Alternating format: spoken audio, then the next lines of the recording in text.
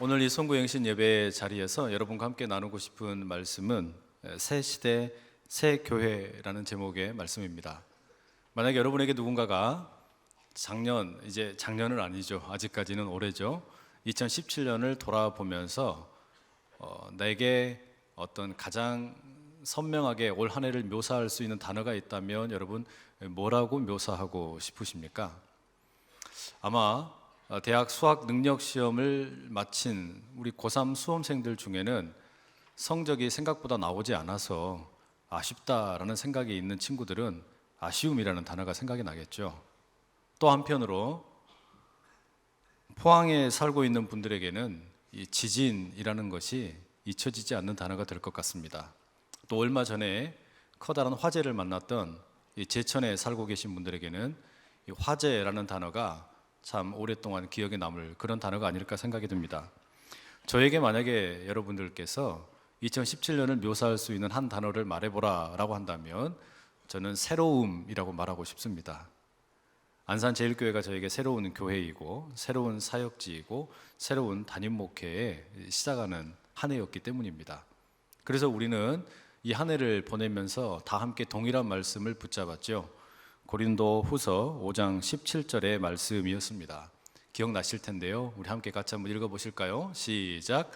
그런즉 누구든지 그리스도 안에 있으면 새로운 피조물이라. 이전 것은 지나갔으니 보라 새 것이 되었도다. 아멘. 다시 새롭게 하소서라는 표어와 함께 올 한 해를 우리가 열심히 달려왔습니다. 다시 새롭게 하소서, 다시 거룩하게 하소서, 다시 시작하게 하소서. 얼마나 우리의 마음을 설레게 하고 뛰게 하는 그런 말인지 모르겠습니다. 그만큼 여러분 우리는 새롭게 되고자 하는 그런 열망으로 가득 찬 한 해를 보냈습니다. 그런데 내년 한 해도 우리는 또 새로움을 붙잡으려고 해요. 내년에 우리 표어가 새 시대 새 교회입니다. 새로운 시대에 새로운 교회로 우리가 하나님께 쓰임받게 해주십시오라는 마음을 담았는데, 우리가 그래서 잡은 말씀이 요한계시록 21장 5절에 보좌에 앉아 계시는 예수님의 음성입니다. 보라 내가 만물을 새롭게 하노라. 주님 지으신 온 피조 세계를 새롭게 하시겠다는 이 말씀 붙잡고 우리가 내년 한 해도 힘있게 달려보려고 합니다. 여러분, 우리가 왜 이 말씀을 붙잡으려고 하는가? 왜 우리가 새롭게 되고자 하는 이 열망을 더 강하게 힘있게 붙들려고 하는가? 그것을 여러분 우리가 함께 주일날 말씀을 나누어 왔던 이 룻기의 결론의 말씀과 함께 생각해 보려고 합니다. 여러분, 오늘이 이제 룻기의 마지막 결론의 자리이면서 2017년의 마지막의 자리이고 또한 2018년에 새로운 시작하는 날입니다. 여러분, 우리가 룻기를 읽으면서 제일 처음에 나누었던 이야기 기억나시는지 모르겠습니다. 룻기는 사사시대를 배경으로 하고 있습니다. 모든 사람이 각자 자기 소견에 옳은 대로 살아가는 그런 시대였습니다. 말하자면 자기의 생각이 하나님보다 앞서는 시대였습니다. 하나님의 기준보다, 하나님께서 말씀하시는 것보다 내 생각과 내 이익이 더 중요한 시대가 사사시대였습니다. 그런 삶을 상징적으로 보여주는 인물이 한 명 있다면 오늘 아침에 우리가 함께 나누었던 아무개라는 친족일 것입니다. 그는 자기에게 달콤하면 삼키고 쓰면 뱉어버리는 기회주의적인 인생의 대표적인 모습이었습니다. 그렇다고 이 아무개라는 친족만 그렇게 살았던 것이 아니라 사사시대를 살았던 사람들은 대부분이 다 그렇게 살았다라는 것으로 우리가 생각을 할 수 있습니다. 그런데 여러분, 이렇게 모두가 다 자기 소견에 옳은 대로 하나님을 멀리하고 살아가던 시대에 바보 같은 사람들이 있었어요. 여전히 하나님을 붙들고 살겠다라고, 하나님의 말씀대로 살겠다라고 외치며 살던 사람들이 있었다라는 말입니다. 보아스가 그랬고 룻이 그랬고 나오미가 그랬습니다. 이들은 참 바보 같은 사람들이었어요. 세상의 사람들과 다르게 살아갔기 때문입니다. 눈 뜨고 코 베이는 그런 세상인데도 불구하고 바보처럼 손해보며 살고 멍청하게 살아갔던 인생들이 바로 나오미이고 룻이고 보아스의 삶이었다라는 겁니다. 이들의 삶을 우리는 헤세드라는 말로 표현해 보았습니다. 필요 이상의 낭비를 하며 사랑을 하고 다른 사람에게 친절을 베풀고 다른 누군가에게 더 많은 사랑을 주지 못해서 안타까워하는 그런 이상한 사람들이 바로 이 룻기의 주인공이었습니다. 말하자면 이 사람들은 사서 고생하는 인생을 사는 사람들이라고 할 수 있습니다. 그렇게 바보처럼 살기로 작정했던 두 남녀가 드디어 이제 결혼을 하는 거예요. 보아스와 룻이 이제 결혼을 합니다. 그러자 이 보아스와 룻의 결혼에 대해서 주변에 있는 많은 사람들이 축복을 하지요. 오늘 본문의 11절에 이렇게 축복합니다. 성문에 있는 모든 백성과 장로들이 이르되 우리가 증인이 되나니 여호와께서 네 집에 들어가는 여인으로 이스라엘 집을 세운 라헬과 레와 두 사람과 같게 하시고 네가 에브라데서 유력하고 베들레헴에서 유명하게 하시기를 원하며. 이 두 신랑과 신부를 축복하는데 먼저 신부가 되는 이 룻을 축복합니다. 그런데 여러분, 룻을 얼마나 크게 축복을 하냐면 이스라엘의 국모라고 할 수 있는 12지파의 사실상의 어머니라고 할 수 있는 라헬과 레아처럼 이 모압 출신의 여인이 복을 받기를 원합니다 라고 축복을 하는 겁니다. 정말 어마어마한 축복 아닙니까? 그리고 이어서 이제 보아스를 축복해요. 보아스라는 사람이 지금까지도 유력한 자로 쓰임받고 참 존귀한 인생이었는데 앞으로는 더 크게 에브라 땅에서, 베들레헴 땅에서 유력한 자로 많은 사람들에게 선한 영향력을 행사하는 그런 인생 되기를 축복합니다 라고 그렇게 동네 사람들이 축복을 하는 겁니다. 여러분, 2017년 아쉬운 마음이 있고 때로는 서운한 것 있었을지 모르지만 2018년을 이제 마주하는 여러분에게 이런 은혜가 있으시기를 축복합니다. 더 선한 영향력이 여러분을 통해서 우리가 살고 있는 이 땅 가운데, 여러분의 기업과 가정 가운데 흘러갈 수 있기를 간절히 축복합니다. 여러분 옆에 있는 분들 그렇게 축복 한번 하시지요. 당신을 통해 선한 영향력이 흘러가기를 축복합니다. 당신을 통해 선한 영향력이 흘러가기를 축복합니다. 이어지는 12절에는 이 동네 사람들의 축복이 더 깊게 나타납니다. 뭐라고 말하냐? 여호와께서 이 젊은 여자로 말미암아 네게 상속자를 주사 네 집이 다말이 유다에게 낳아준 베레스의 집과 같게 하시기를 원하노라 하니라. 이 동네 사람들이 이 보아스의 집안이 아름다운 집안이 되기를 축복하는데 조금 이상하게 축복을 합니다. 이 보아스의 가문이 베레스의 가문처럼 되게 해달라고 축복을 하는 거예요. 여러분 이게 좀 이상합니다. 왜냐하면 베레스라는 인물은 사실 그렇게 유명한 인물이 아닙니다. 오히려 상당히 집안으로 보자면 문제가 있는 사람이에요. 베레스의 출생이 어떻습니까? 아버지가 유다이고 어머니는 이 유다의 며느리였던 다말입니다. 말하자면 이 베레스라는 사람은 시아버지와 며느리가 부적절한 관계를 맺어서 태어났던 쌍둥이의 동생입니다. 이게 베레스의 태생이에요. 그런데 이 보아스를 축복을 하면서 너의 집안이 베레스의 집안처럼 축복을 받기를 원한다라고 비는 겁니다. 여러분 이거 조금 이상하지 않습니까? 이거를 축복이라고 말해야 할지 아니면은 저주라고 말해야 할지 이상한 말입니다. 차라리 그냥 이 베레스의 아버지가 되는 유다의 집안처럼 되기를 원한다, 요셉처럼 되기를 원한다, 이렇게 말하면 유명한 인물들이니까 그러려니 하고 받아들일 텐데 베레스의 집안처럼 되기를 원한다라는 이 말은 조금 이상하게 들린다라는 말이죠. 심지어 룻기는 마지막 결론을 내릴 때 족보가 나오는데 이 족보도 누구의 족보라고 말하냐면 베레스의 족보라고 말을 합니다. 그래서 베레스부터 시작을 해서 다윗까지 이어지는 열대의 인물들을 보여주고 있습니다. 여러분 왜 이 룻기는 베레스의 집안에 주목을 하는 걸까요? 왜 우리가 생각할 때는 상당히 문제가 있는 그런 집안인데 베레스라는 사람을 빌어서 보아스의 집안이 축복받기를 원한다고 말하고 심지어 족보를 보여주는데 이 족보는 베레스의 집안의 족보라고 말하는 것일까? 적어도 여러분 우리가 이거 두 가지를 생각해 볼 수 있습니다. 첫째는요, 이 베레스의 출생 이야기 그리고 그 베레스가 살아갔던 이야기는 보아스에게 도전이 되는 이야기이기 때문입니다. 여러분, 베레스는 시아버지와 며느리의 부적절한 관계로 태어난 쌍둥이의 동생입니다. 그러니 얼마나 부끄럽겠습니까? 그 한 사람이 살아가는 동안에 야, 너는 부모님이 그렇게 이상한 관계를 해서 태어났구나, 너 참 이상한 아들이다, 너의 인생은 부모님 때문에 망가진 인생이야, 너는 실패한 인생이야, 너는 이상한 집안에 태어났어. 이런 이야기 들으면서 자라지 않았겠습니까? 부모님을 봐야 되는데 아버지와 어머니를 볼 때마다 늘 이상한 거예요. 아버지와 어머니의 관계가 분명히 자신에게는 부모님이지만 부모님이 서로 간에는 어떻게 됩니까? 시아버지이고 며느리입니다. 그러니 이 집안에서 자랄 때 이 베레스의 마음이 어땠겠어요? 우리 집은 좀 역기능적인 가정인 것 같아. 우리 집안에는 뭔가 문제가 있어. 사람들이 자꾸 우리 집안에 대해서 수근수근거려. 오늘 밤에 장로님들, 교역자들이 함께 식사를 하는데 제 앞에 앉으셨던 장로님이 이 질문을 그대로 하셨어요. 아니 어떻게 베레스 같은 인물이 성경에 기록되어 가지고 이렇게 우리에게 전달되는지 모르겠다고, 어떻게 메시아의 족보에 베레스가 들어있는지 모르겠다고 이야기를 하시더란 말이에요. 정확히 그 이유 때문입니다. 무슨 이유 때문이냐? 베레스의 그 태생의 조건으로 보자면 축복받을 수가 없는 거예요.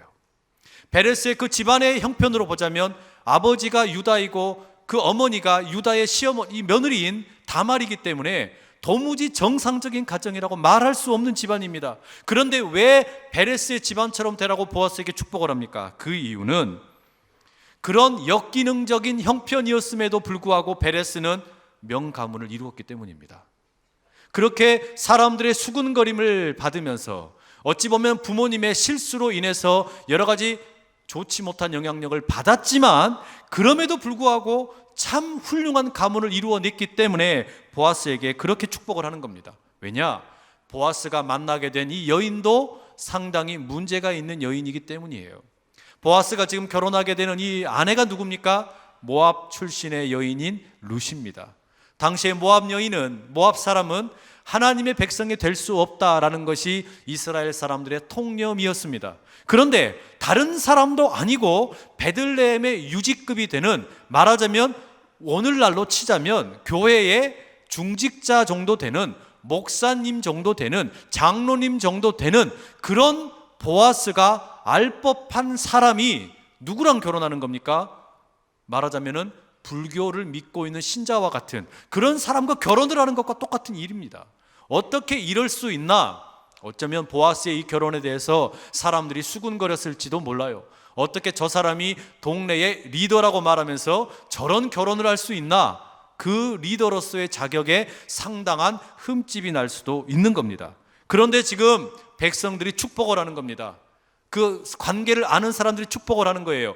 다른 사람들이 뭐라고 말하든지 상관없이 너의 집안이 베레스의 집안처럼 우뚝 설 수 있기를 원한다. 무슨 말이냐면 지금 출발하는 이 시점에서는 보아스와 룻은 상당한 위태위태한 상황이지만 그런 모든 위기를 뛰어넘어서 베레스의 집안이 든든히 섰던 것처럼 보아스 당신의 집안도 그렇게 든든히 설 수 있기를 축복합니다 라고 말하는 거예요. 모든 조건이 다 좋아가지고 잘 되는 것이 아니라 출발할 때는 삐그덕거리는 겁니다. 상당히 문제가 있어 보입니다. 그러나 그럼에도 불구하고 명가문을 이루어내기를 축복한다라고 이야기하는 겁니다. 여러분, 우리에게도 이런 축복이 있기를 간절히 바랍니다. 사람들이 생각할 때는 문제 있어 보여요. 실패했던 것처럼 보여요. 2017년 어떤 이들에게는 가정이 깨어질 수도 있고, 어떤 이들에게는 상처의 아픔이 있을 수 있고, 어떤 이들에게는 실패가 있을 수도 있습니다. 학교에 실패했을 수도 있고, 진학에 실패할 수도 있고, 또 어떤 이들에게는 일터에서, 사업장에서 실패했을 수 있어요. 심지어는 가정에 문제가 생겨서 사람들에게 감추어야만 하는 일들이 가정에 생겼을 수도 있습니다. 그러나 우리가 이 베레스의 집안을 바라보면서, 보아스의 집안을 바라보면서 무슨 용기를 얻는 겁니까? 가정에 설령 문제가 있다 할지라도 이 문제를 뛰어넘어서 일하게 하시는 그 하나님 바라보자는 겁니다. 하나님께서 그렇게 일하시는 2018년의 역사가 여러분의 것이 될 수 있기를 간절히 축복합니다. 여러분, 보아스와 룻은 과거의 허물과 사람들의 수군거림을 뛰어넘는 그런 축복을 받은 거예요. 우리도 얼마나 주변에 있는 사람들이 무슨 일만 있으면 저 집안에 저런 일이 있대, 이 집안에 저런 일이 있대, 저 집안에 저런 문제가 있대, 이 집안에 저런 문제가 있대, 얼마나 우리가 여러분 사람들에 대해서 평가하기 좋아합니까? 그런데 바로 그런 평가를 받기 참 좋은 모습인데 지금 보아스에 대해서 사람들이 축복합니다. 오히려 축복을 하는 거예요. 뭐라고요? 그 모든 위기를 뛰어넘어서 오히려 훨씬 멋있는 믿음의 가문을 이루시기를 축복합니다 라고 말하는 거예요. 이게 얼마나 멋있는 축복인지 모릅니다. 심지어 여러분, 이것은 동네 사람들만 그렇게 축복한 게 아니라 나오미도 이 보아스와 룻에 대해서 그렇게 축복했던 것처럼 보입니다. 보아스와 룻이 결혼해서 아들을 낳습니다. 그 아들의 이름이 오벳인데, 이 오벳에 대해서 17절에 이렇게 적고 있습니다. 그의 이웃 여인들이 그에게 이름을 지어주되 나오미에게 아들이 태어났다 하여 그의 이름을 오벳이라 하였는데 그는 다윗의 아버지인 이새의 아버지였더라. 여러분, 우리는 보아스가 나오미의 귀엽 물을 자가 되었다라는 사실을 이미 함께 나누었지요. 그러니 보아스가 룻과 결혼해서 태어난 첫 번째 아들은 나오미의 아들이 되는 겁니다. 그 아들의 이름이 오벳입니다. 그러니 이제 이 오벳은 나오미의 아들, 그리고 더 정확하게는 엘리멜렉의 아들이 되어서 끊어진 대를 이어가야 할 사명을 받은 겁니다. 그런데 여러분, 희한하게 이 룻기의 결론을 맺게 되는 족보를 읽어보게 되면 베레스 집안의 후손 가운데 오벳이 누구로 나오냐면 보아스의 아들로 등장을 합니다. 이게 이상하지 않습니까? 본래 오벳은 누구의 아들이 되어야 되는 거예요? 엘리멜렉의 아들로서 이스라엘 사회에 남아야 되는 겁니다. 그런데 지금 이 족보에는 오벳이 보아스의 아들로 기록이 되어 있습니다. 이게 어떤 이야기일까요? 아마도 우리가 짐작컨대 이렇게 생각해 볼 수 있습니다. 보아스와 룻이 아들을 낳아서 오벳이라고 이름을 짓고 그를 이제 나오미에게 봉양자로서 기르도록, 그리고 엘리멜렉의 아들로서 삼도록 맡깁니다. 그런데 나오미가 선택을 다시 하는 겁니다. 아니다, 이 아들이 죽은 내 남편 엘리멜렉의 집안의 대를 잇는 것보다 보아스 너의 그 신실함과 그리고 룻 너의 그 헤세드가 만나서 자라가는 새로운 시대를 여는 그런 아들 되기를 원한다. 그러니 이 아들을 다시 너희들이 길러라. 이렇게 맡겼을 것으로 우리가 짐작을 해볼 수 있습니다. 이것이 여러분 말하자면 이 시어머니가 보기에도 보아스와 룻이라는 이 부부가 그렇게 아름다운 거예요. 그러니 엘리멜렉의 집안의 대를 잇는 것보다 보아스의 대를 잇는 아들이 되는 것이 이 아들에게 더 복되겠다 생각을 하고 오벳을 보아스의 아들로 넘겨주게 된 것이죠. 이게 여러분 신의 한 수입니다. 그렇게 돼서 어떻게 됩니까? 오벳이 이새를 낳고 이새가 다윗을 낳습니다. 말하자면 오벳을 통해서 다윗의 가문으로 이어지게 되는 거예요. 기가 막히게 이 나오미의 선택이 정말 아름다운 베레스 집안의 계보로, 보아스 집안의 계보로 기가 막히게 나중에는 메시아의 계보로 이어지게 되는 겁니다. 여러분, 이런 이유 때문에 첫 번째로 베레스의 집안의 축복이 보아스에게 있기를 구합니다. 두 번째 이유가 있어요. 두 번째 이유는 이 보아스 때문이 아니라 룻기를 읽게 될 독자들 때문입니다. 여러분, 우리가 생각을 해보자면 이 룻기를 누가 읽었을까 가만히 학자들이 많이 연구를 하는데 대다수의 사람들이 뭐라고 이야기하냐면 이 룻기는 아마도 이스라엘 민족이 이제 바벨론에 의해서 패망을 한 이후에 바벨론의 포로로 잡혀갔다가 돌아오게 되었을 때, 말하자면 바벨론에서 포로로 잡혀있던 사람들이 예루살렘에 돌아왔을 때 그 사람들에게 읽혀진 책이었을 것이다 라고 짐작을 합니다. 왜 그렇게 이야기하냐면 이 바벨론에 포로로 잡혀갔던 사람들은 민족의 정체성이 많이 흔들려 버렸습니다.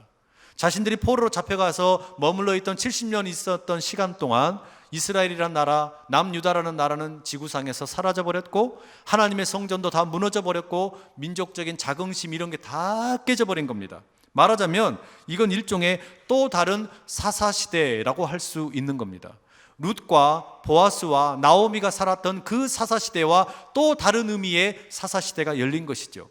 하나님이 어디 있어? 하나님의 약속의 말씀이 어디 있어? 우리 민족 이렇게 다 망가졌는데, 나라가 망가졌는데, 회당이 무너졌고 우리 성전이 다 무너졌는데, 이스라엘 성벽이 다 무너졌는데 하나님이 어디 계셔? 그냥 우리 소견에 옳은 대로 살면 되는 거야. 이런 생각이 팽배했던 시대가 어쩌면 바벨론에서 포로로 돌아와서 예루살렘에 거주하던 사람들의 마음 한켠에 있었을 것이라고 짐작이 됩니다. 말하자면 모두가 다 무질서한 사회 속에서 자신들의 이기심을 따라 달콤하면 삼키고 쓰면 뱉어버리는 기회주의적인 삶을 살았을 것이다 라는 이야기죠. 여러분, 바로 그런 공동체 사람들이 룻기를 읽을 때 어떻게 받아들였을까요? 민족적인 자부심이라고는 하나도 없고 신앙에 대한 자존심도 다 포기해버리고 살던 사람들이 이 룻기를 읽으면서 잃어버렸던 신앙을 회복하고 잃어버렸던 민족의 자긍심을 회복하는 겁니다. 특히 느헤미야는 느헤미야 11장 6절에서 예루살렘에 거주하는 바로 그 베레스의 자손들에 대해서 이렇게 묘사합니다. 예루살렘에 거주한 베레스 자손은 모두 468명이니 다 용사였느니라. 이 예루살렘에 거주하는 사람들 중에 베레스의 후손들이 있었다라는 거예요. 보아스의 후손이겠죠? 다윗 왕의 후손이겠죠? 그 사람들이 예루살렘에 468명이 살고 있었는데 이들을 가리켜 뭐라고 이야기하냐면 용사였다라고 말합니다.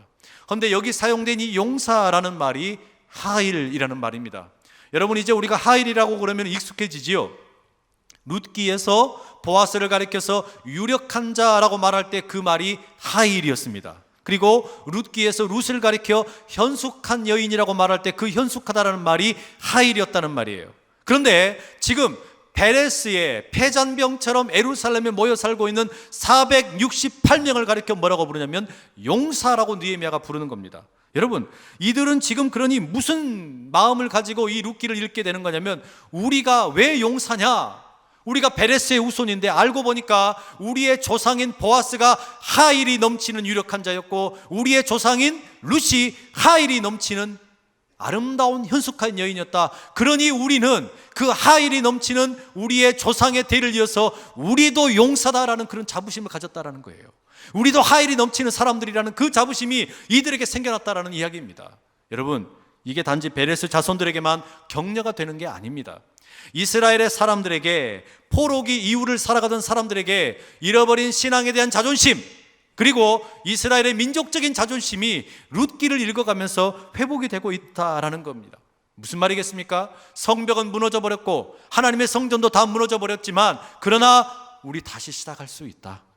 그러나 다시 시작할 수 있다. 바로 그런 이유 때문에 지금 베레스라는 이 이름이 부각이 되고 있는 것이죠. 여러분, 바로 그런 이유 때문에 이 조상들이 바벨론에 의해서 우리 모든 그 조상들의 실수 때문에 우리 조상들이 하나님을 떠나서 우리 민족이 하나님으로부터 벌을 받아 바벨론에 의해서 나라가 망했고 하나님의 성전이 무너졌고 모든 것이 초토화되어 버렸지만, 그럼에도 불구하고 우리 하나님이 우리를 살려주실 수 있다.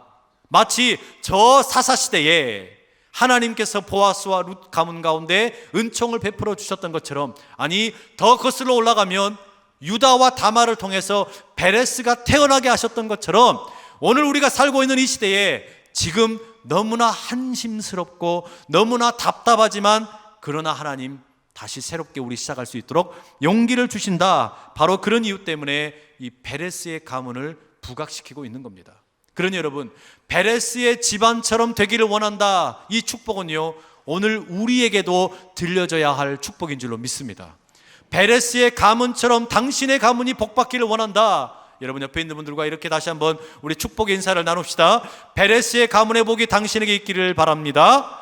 베레스의 가문의 복이 당신에게 있기를 바랍니다.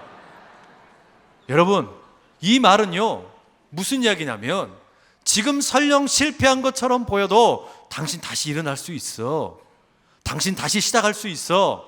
지금 문제 있는 것처럼 보여도 당신 집안 정말 멋있게 믿음의 명가문 이룰 수 있어. 그 축복이 담겨 있는 거란 말이에요. 여러분, 그런 점에서 여러분, 우리는 이 룻기의 결론을 새롭게 시작하라는 하나님의 격려와 위로로 읽을 수 있게 됩니다. 지금 우리가 살고 있는 시대를 가리켜 누군가는 신사사시대라고 부르더라고요. 룻과 보아스와 나오미가 살던 시대만 사사시대가 아니고, 바벨론에서 포로로 살다가 돌아왔을 때 포로기 이후를 살던 그 시대만 새로운 사사시대가 아니고, 오늘 우리가 살고 있는 시대도 꼭 사사시대 같다라는 거예요.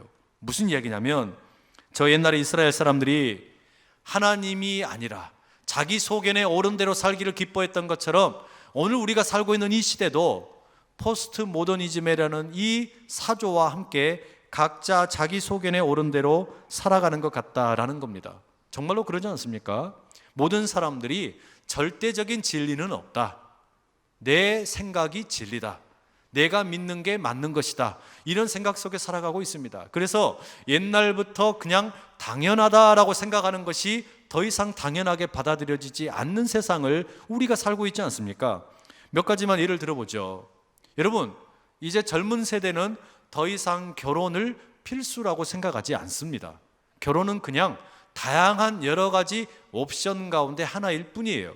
옛날에는 미혼이라고 말했죠. 미혼이면 아직 결혼을 안 한 겁니다. 그런데 이제는 뭐라고 말하냐면 비혼이라고 말해요. 말하자면 결혼하지 않겠다라는 말입니다.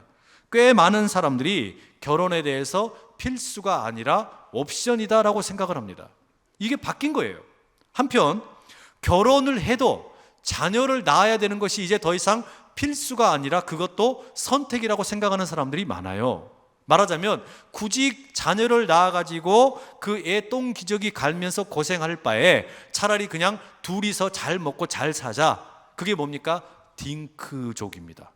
더블 인컴 노 키즈. 그래서 DINK 이렇게 해서 우리가 맞벌이를 해서 우리끼리 잘 먹고 잘 살고 애기는 낳지 말자, 이렇게 생각하는 사람들이 많아지고 있다는 이야기예요. 여러분, 이게 뭐 꼭 나쁘다고 말할 필요는 없죠. 또 이런 경우도 있습니다. 옛날에는 혼자 밥을 먹는 것을 부끄러워하고 그것을 별로 그렇게 권장하지 않았는데 요즘은 어떻습니까? 혼자 밥 먹는 것이 아무렇지도 않다라고 사람들이 생각을 합니다. 그래서 요즘은 혼밥 전성시대예요. 그래서 혼밥이 전혀 이상하지가 않습니다. 누구든지 원하면 혼밥할 수 있습니다. 저도 며칠 전에 혼밥했습니다. 집에 가려고 그랬는데 아내가, 저희 큰딸이 독감에 걸려가지고 이게 혹시라도 저에게 독감이 옮으면 안 되니까 뭐 성탄절도 있고 또 송구영신도 있고 그 다음에 특세도 있는데 제가 독감 걸려가지고 해롱해라면 안 된다고 집에 오지 말라는 겁니다. 그래가지고 이제 교회 근처에 가까운 편의점에 가가지고 저녁을 해결하려고 그러는데 가봤더니 얼마나 메뉴가 다양한지 몰라요. 거기에 가니까요, 저처럼 혼밥을 즐기는 분들이 계시더라고요. 그냥 거기 가서 제가 뭘 골랐냐, 와, 제 눈을 딱 사로잡는 게 있었습니다. 강된장 비빔 즉석밥, 거기에다가 꼬마 볶음김치, 거기에다가 우유까지 샀는데요, 이거 계산하니까 돈이 거의 한 10,000원 나오더라고요. 나중에 보니까 제가 계산을 잘못했어요. 왜냐하면 우유를 살 때 2 플러스 1 3개를 사면 3,000원이다 이렇게 계산한 걸로 봐가지고 3개를 집어가지고 가서 계산을 했는데 나중에 그렇게 계산된 줄 알았더니 영수증을 보니까 이게 보니까는 하나에 1,500원씩 다 받아 잡숴버렸네, 이 계산하는 분이. 그래서 가서 항의를 했더니 뭐라 그러냐면 그거는 제가 잘못했대요. 2개를 사면 1개를 덤으로 주는 것은 다른 제품이라는 거예요. 와, 그래가지고 얼마나 그냥 막 속이 쓰리던지. 하여튼 여러분, 그래서 제가 혼밥을 즐기면서 맛있게 먹었어요. 여러분, 우리가 이런 변화를 나쁘다고 말할 수 있습니까? 나쁘다고 말할 수가 없는 겁니다. 그럴 필요 없어요. 생각이 달라진 겁니다. 사람들이 옛날에는 그냥 당연하다고 생각했던 것에 대해서 의심을 하고 아니다, 이렇게도 된다, 저렇게도 된다, 다양한 의견들이 표출되는 시대를 우리가 살 수 있습니다. 그래서 여러분, 이런 어떤 누군가가 이것만 맞다라고 이야기하면 우리가 뭐라 그래요? 어떤 영화에서 여자 영화배우가 이렇게 이야기했죠. 너나 잘하세요. 그런 이야기 들어보지 않으셨어요? 그러니까 요즘에는요, 누군가가 이것만 맞다라고 그러면 흔히 뭐라고 그럽니까? 그게 꼰대예요, 이렇게 이야기한단 말이에요. 우리가 그런 시대를 지금 살고 있는 겁니다. 문제는 여러분, 이거 다 좋아요. 각자 자기 소견에 옳은 여러 가지 주장도 펼칠 수 있고 다양한 의견들이 함께 어우러져서 그렇게 우리가 살아가는 거 뭐 문제될 거 없습니다. 다원화 시대에 그럴 수 있지요. 우리가 하물며 우리가 한국 사람들끼리만 사는 게 아니라 우리나라에 수많은 외국인 노동자들이 와서 다양한 문화가 함께 공존을 해야 되는데 그렇게 살아야지요. 그런데 이렇게 각자의 생각을 존중하고 이렇게 하는 가운데 문제가 하나 생긴 겁니다. 무슨 문제가 생긴 거냐면 삶에 대한 다양한 가치관을 존중하는 건 좋은데 하나님의 존재를 부인하는 이야기가 너무 크게 드러나 버리는 거예요.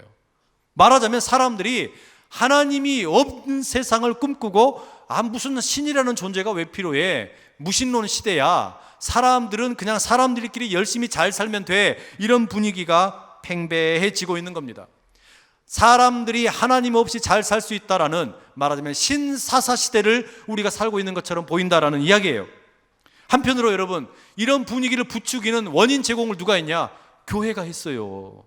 교회가 잘못을 해가지고, 교회가 잘못한 것이 빌미가 되어가지고 사람들이 그러는 겁니다. 그거 봐라, 하나님 믿는다는 저 교회가 저렇게 실수하고 다닌다, 저렇게 잘못을 한다, 그러니 하나님은 없다. 말하자면 우리 때문에, 교회 때문에 하나님의 이름이 먹칠을 당하고 성도 때문에 예수님의 이름이 똥칠이 되는 겁니다. 여러분, 이러다 보니까 세상이 교회를 공격을 해요. 우리가 빌미를 제공한 겁니다. 언론이 교회에 대해서, 우리의 신앙에 대해서 의심을 합니다. 왜 너희들 그렇게 행동하니? 왜 너희들 그렇게 사니? 우리를 공격하는 겁니다.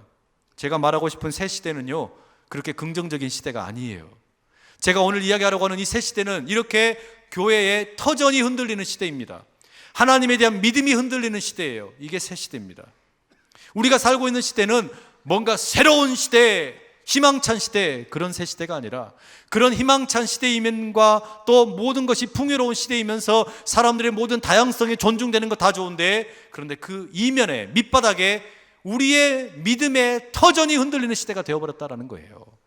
이 새 시대에 여러분, 교회가 어떻게 해야 됩니까? 어떻게 우리는 마치 그 바벨론의 포로로 잡혀갔다가 포로 생활 마치고 돌아온 그들이 그 흔들리는 자신들의 민족의 자존심, 신앙에 잃어버린 그 자신감 어떻게 회복하냐 이거예요. 우리가 어떻게 이 잃어버린 그리스도인이라는 정체성을 회복하고 내가 교회를 가지고 있는, 교회에 대한 이 신앙을 우리가 회복할 수 있냐 이거예요. 여러분, 이게 얼마나 지금 어려운 시대인지 모릅니다. 우리 모습이 그래서 마치 사사시대와 같은 겁니다. 우리가 어떻게 이런 우리의 믿음의 터전이 흔들리는 이 새로운 시대에 어떻게 새로운 교회가 될 거냐, 어떻게 우리의 믿음을 다시 회복할 수 있을 거냐, 네 가지 말씀을 드리려고 합니다. 간단하게 말씀을 드릴게요. 첫째는요, 우리의 언어의 온도가 좀 따뜻해졌으면 좋겠습니다. 우리의 언어의 온도가 따뜻해지면 좋겠어요. 여러분, 룻기에 등장하는 보아스나 룻이나 이들이 사용하는 언어를 보십시오. 룻의 언어도 그렇고 보아스의 언어도 그렇고 참 따뜻합니다. 각자 자기 소견에 오른 대로 살아가던 그 사사시대에 이렇게 따뜻하게 말해주는 사람은 없어요. 자기 입술에 달콤하면 삼키고 쓰면 뱉어버리는 시대인데, 그런데 여러분, 룻의 그 달콤한 언어가 신음하던 시어머니 나오미를 살린 겁니다. 그리고 보아스의 달콤한 언어가, 따뜻한 말 한마디가 나오미와 룻을 살린 거예요. 여러분, 우리가 이 어려운 새로운 사사시대에 우리의 어떤 신앙의 자긍심을 키운다라는 거, 교회가 건강해진다라는 거 다른 거 아닙니다. 먼저 우리 언어가 건강해지는 겁니다. 내 언어가 건강해지면 우리 가정이 살고, 우리 기업이 살고, 우리 삶이 변화되고, 교회가 달라지고, 이 민족이 달라지는 줄로 믿습니다. 올 한 해 동안에 가장 많이 팔린 베스트셀러 중에 이기주라는 선생님이 쓴 언어의 온도라는 책이 있습니다. 이 언어의 온도라는 책 중에 참 인상적인 이런 내용이 있더라고요. 이누이트, 에스키모인들은 분노를 현명하게 다스린다. 아니, 놓아준다. 그들은 화가 치밀어 오르면 하던 일을 멈추고 무작정 걷는다고 한다. 언제까지? 분노의 감정이 스르륵 가라앉을 때까지. 그리고 충분히 멀리 왔다 싶으면 그 자리에 긴 막대기 하나를 꽂아두고 온다. 미움, 원망, 서러움으로 얽히고 설킨 누군가에게 화상을 입힐지도 모르는 지나치게 뜨거운 감정을 그곳에 남겨두고 돌아오는 것이다. 여러분, 우리 말에 있는 혹여나 있을지 모르는 이 가시를 빼자는 겁니다. 그리고 사람들을 향하여 따뜻한 언어로 축복하게 되면 우리의 삶이, 우리 교회가 달라질 줄로 믿습니다. 두 번째는요, 외로운 자와 함께하는 삶이 필요합니다. 여러분, 우리가 룻기에서 배우는 게 뭡니까? 룻은 외로운 시어머니 나오미와 함께했습니다. 그리고 보아스는 외로운 과부들인 나오미와 룻과 함께하며 그들의 보호자 역할을 자처했습니다. 사사시대를 살아가면서 우리가 어떻게 우리의 자긍심을 회복하냐, 신앙을 회복하냐, 다른 거 없습니다. 연약한 자, 어려운 자와 함께하면 됩니다. 무슨 거창한 구호가 필요한 게 아니에요. 외침이 필요한 게 아니에요. 연약한 자들을 찾아가는 게 필요하다는 이야기입니다. 시편 72편 15절 말씀해 보면 가난한 자와 외로운 자들을 우리가 돕게 될 때 그들이 우리에게 어떻게 하느냐, 이런 말씀이 나옵니다. 그들이 생존하여 스바의 금을 그에게 드리며 사람들이 그를 위하여 항상 기도하고 종일 찬송하리로다. 우리가 외로운 자, 가난한 자, 그들을 섬기면 그 사람들이 우리에게 오히려 금을 갖다 주고 우리를 찬송하고 기도해 준다는 겁니다. 다른 거 없습니다. 지금까지도 우리 교회가 든든히 설 수 있었던 이유는 연약한 자들과 외로운 자들과 소외된 자들과 함께 했기 때문입니다. 이후로도, 내년에도 우리가 그렇게 외로운 자들과 함께하는 넉넉한 마음 가진 교회 될 수 있기를 축복합니다. 세 번째는요, 대가를 지불하자라는 겁니다. 외로운 자를 돌본다라는 거 쉬운 일 아닙니다. 언어를 따뜻하게 말한다는 건 쉬운 일 아닙니다. 대가를 지불해야만 합니다. 룻은 시어머니를 섬기겠다라는 그 결단을 하게 됐을 때 자기 고향을 떠나야 되는 대가를 지불합니다. 그리고 나가서 생판 모르는 사람들에게 나가서 이삭을 죽게 해달라고 창피함을 무릅쓰는 대가를 지불합니다. 보아스도 그랬죠. 말로만 룻의 남편이 되겠다고, 그리고 나오미의 기업 물을 자가 되겠다고 말하지 않았습니다. 자기의 것을 희생하고 대가를 지불했습니다. 이 대가를 지불하는 것 없으면 우리가 사사시대를 살 힘이 없는 거예요. 대가를 지불해야만 비로소 교회의 열매가 맺혀지게 되고 인생의 열매가 맺혀진다라는 겁니다. 때로 저에게 유학을 상담하는 사람들이 종종 있습니다. 제가 그렇게 유학 상담하러 오는 사람들에게 꼭 물어봐요. 대가 지불했냐? 얼마나 공부했냐? 얼마나 내가 공부하고 싶은 영역에 대해서 투자했느냐? 대가를 지불했다면 가고, 그 가고 없으면 가지 말아라. 그렇게 차갑게 이야기합니다. 왜냐하면 그냥 무턱대고 갔다가 실패하는 경우가 너무 많기 때문입니다.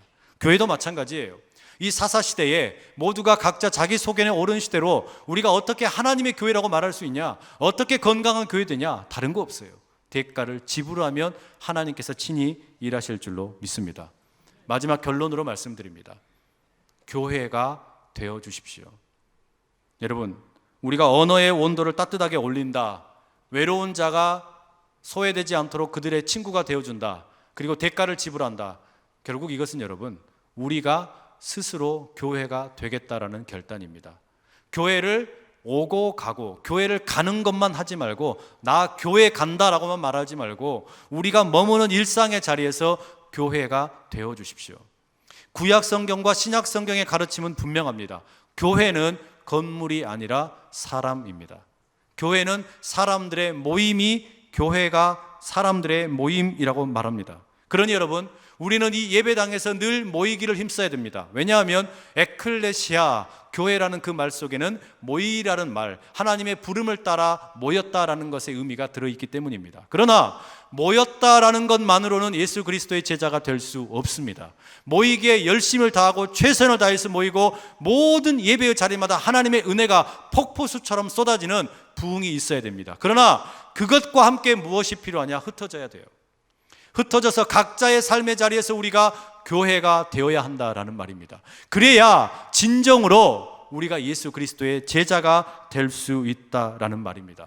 바로 그런 교회가 되는 것, 그때 비로소 여러분, 우리가 이 시대 가운데, 하나님이 없다라고 말하는 시대 가운데 우리를 통해 하나님의 영광이 드러나고 예수 그리스도의 존귀함이 드러나고 십자가의 복음이 진정으로 선포되는 줄로 믿습니다.